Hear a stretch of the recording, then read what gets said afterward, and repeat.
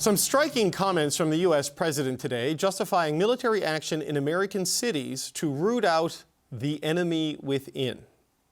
It's the enemy from within, and we have to handle it before it gets out of control. It seems that the ones that are run by the radical left Democrats, what they've done to San Francisco, Chicago, New York, Los Angeles, they're very unsafe places, and we're going to straighten them out one by one. That's a war, too. It's a war from within. And I told Pete, we should use some of these dangerous cities as training grounds for our military, National Guard. Okay, in the middle of that speech, Trump also made comments many Canadians have become familiar with and perhaps hoped they'd heard the last of. We've begun construction on what we call the Golden Dome missile defense shield. And Canada called me a couple of weeks ago. They want to be part of it. To which I said, well, why don't you just join our country? You become 51, become the 51st state, and you get it for free. So I don't know if that made a big impact, but it does make a lot of sense. It actually makes, because they're having a hard time up there in Canada now, because as you know, with tariffs, everyone's coming into our country. Okay, I'm not sure that's free, but how does Canada approach business with the United States when all of that has become the status quo? The Power Panel is here to talk about this. Dan Moulton is an Ontario Liberal strategist. Lisa Raitt is a former Conservative cabinet minister. And Brad Levine is a former national campaign director for the NDP. Brad, let's start with you. I mean, there's a lot there, right? You know, calling people in Democrat cities the enemy within, saying it should be a training ground for the National Guard at a summit to bring back warrior culture in the U.S. military, and then, you know, just casually dropping into 51st state. I mean, what do you make of what we saw today from the U.S. and how Canada deals with that? I think the United States today has fallen further into its decline into a fascist state.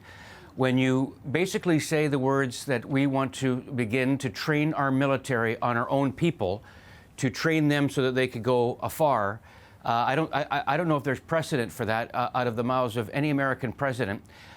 It's fantastically horrible. The interesting thing, though, and this is what I find so frustrating, and I know that the shutdown today is also part of the conversation in the United States. You know, we're getting the best pushback out of California Governor Gavin Newsom, and not Chuck Schumer. Chuck Schumer finds himself again in the Senate. You know, Trump goes golfing instead of meeting with Schumer. Schumer, you know, seasoned veteran, but, you know, he's far past his prime. The Democrats need to bolster up, and the pushback needs to come from Democratic governors and Democratic mayors, because the most violent places in that country, where there's the most gun crime and the most murders, aren't the cities that he lists. Those are classics that he likes to pull out. They're actually run by Republican mayors in Republican states, like places like Shreveport, Louisiana, and places in the Deep South. There's got to be a better fight back, and right now I think we're only seeing it from the California government, and certainly not from the Democratic leadership in Washington, which is sad. Yeah, I mean, Lisa, we're certainly seeing some things in Illinois where J.B. Pritzker, the governor there, I mean, this fantastic scene of urging people to film the conduct of federal agents and upload it to social media as a way of guarding against what they fear would happen. But the president calling people in American cities the enemy within, it's a striking moment. Indeed. It's their country. It's their situation. It's their problem. Where I've landed on now is we need to make sure that we're not naive and that we're not stupid up here in terms of being prepared for whenever he decides to turn his gaze to the north instead of to the Democratic cities. The language he's using, and I'm not prone to being an exaggerator when it comes to these kinds of things. I don't want to be that person who is terrifying others. But the sense that I'm getting right now is he is enjoying this role very, very much. And it doesn't take a lot to sweep Canada in another way. So I would say to the government of Canada, it's great to increase our NATO funding, but I think we need to start looking hard at making sure that we shore up our own defense capabilities. And that is a really stark thing for me to say today.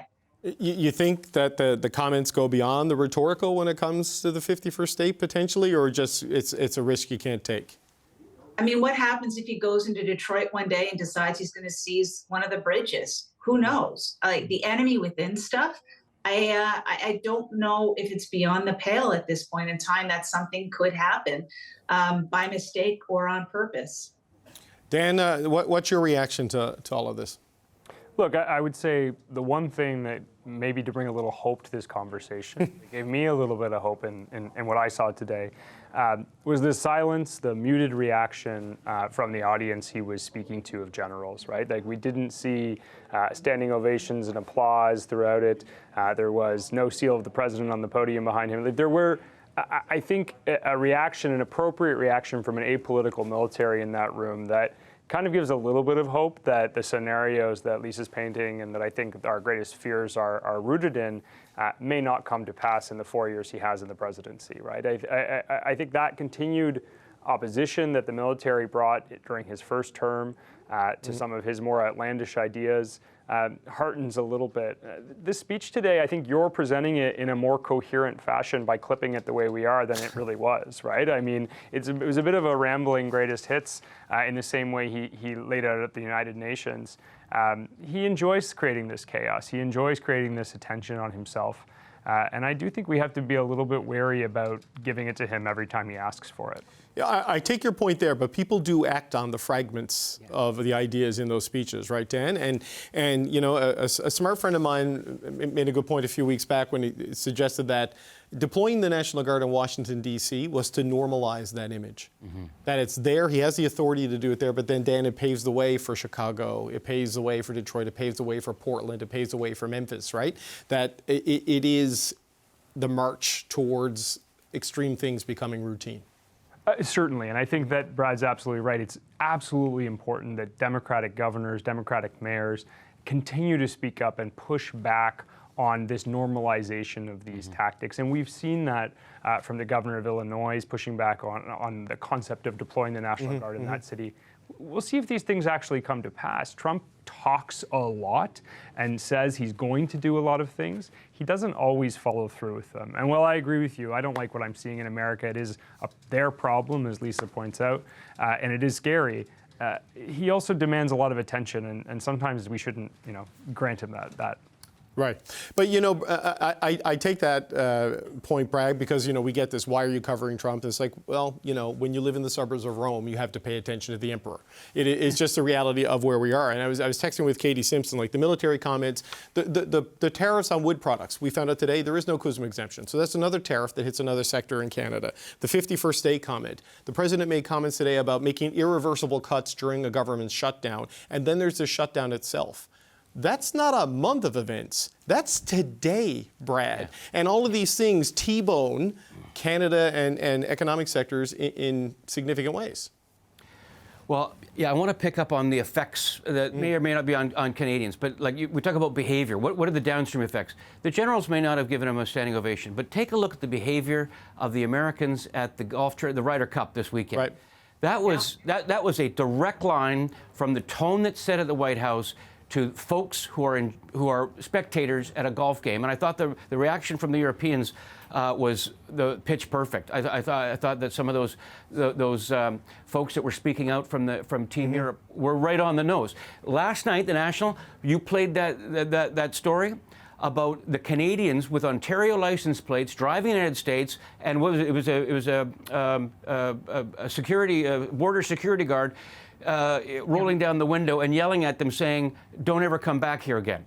So we're starting to see the effects of the behavior of the rank and file, not just of legislatures or the Republicans in Congress, but we're starting to see it on the ground. These are a couple of examples, but it's here. It's here now. We have to call it out for what it is. It's here now, and it has a direct effect on. I'm fine with the level of coverage. This man dominates our news, but he has a direct effect on our lives. Whether we're talking steel, the forest production out in British Columbia, or steel in Ontario, or aluminum in Quebec. He's having an impact on the day-to-day lives of far too many Canadians for us not to pay attention, and I think we're right to do so. Right, and Lisa, we're not even at the end of we're not even at the 1-year anniversary of him winning the election. Never mind the 1-year mark of a 4-year presidency. And these are now what people thought might have been aberrations in Trump won. This is now baked into the U.S. political culture, right? So if whatever comes next in the Republican Party this is going to be something that is a feature of politics from the MAGA party now going forward, it seems. It's something Canada is going to have to deal with on its domestic and international issues. Yeah, I can't disagree. There are two things from the last couple of weeks that I take away that really has kind of focused my thoughts on this issue, and actually makes me more nervous, and that's why I paint those dark scenarios for you at the beginning. But the first was when the president spoke at Charlie Kirk's memorial. He just was very clear by saying that he hates his enemies. He used really strong language about his enemies and that he wants to see harm to them. And then the second part today was when he was speaking about Canada, and he almost was gleeful talking about what an impact his actions were having on our economy, that our economy wasn't very good. That gives me great concern. So I do think we have to watch what he has to say, but I'm going to go back to my first point. Let's not be Pollyannas. Let's make sure that we understand that, as Brad pointed out, it's coming on the ground now. It's a swell that's a little bit different. People are more emboldened. They're a little bit more brazen. So let's make sure we have our own capabilities to defend ourselves, not only in terms of a physical border, but also defend ourselves economically. Yeah, and that is that's going to be an increasingly difficult challenge, Dan, is like this latest tariff, yet another tariff. It's apparently lumber products, cabinets are national security threats in the United States because that is the pretense the president has used here. I don't know what IKEA did to him, but you know they're getting slapped with the tariff. So how do you navigate this given all the volatility that is on manifest display as each day goes on in this administration and then more tariffs and economic harm just keeps coming?